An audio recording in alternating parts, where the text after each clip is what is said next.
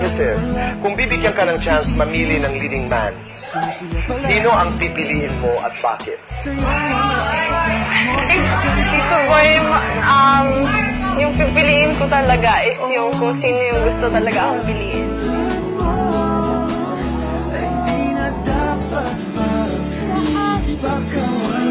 Di ba talagang gusto mo mamili ng mga bakit?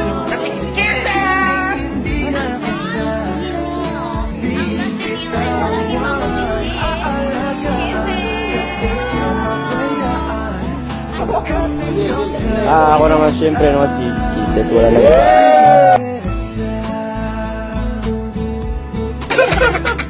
Sino yung mga crush nyo? Tanongin natin una si Neil. Saan si Kisses? Sa PBB po. Sa PBB.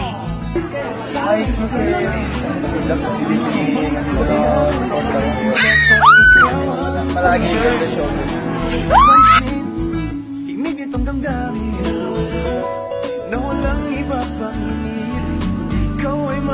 Nakakatawa.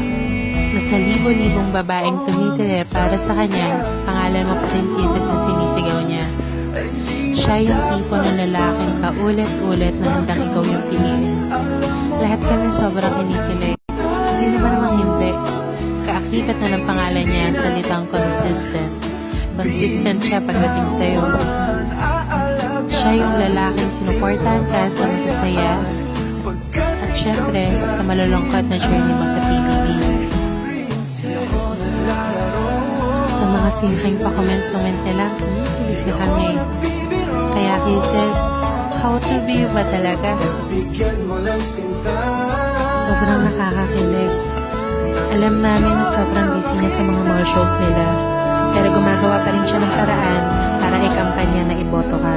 So to support talaga siya pagdating sa'yo.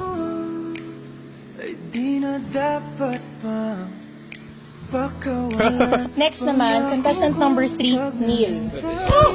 Ideal perfect date for you ang makapunta sa Eiffel Tower.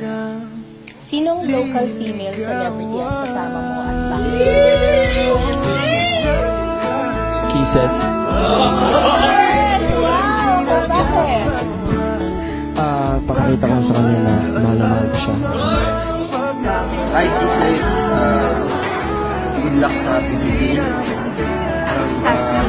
Sana manalo ka. Pray kita. Sana makita na tayo. Kasi talaga yung love siguro. Stay humble.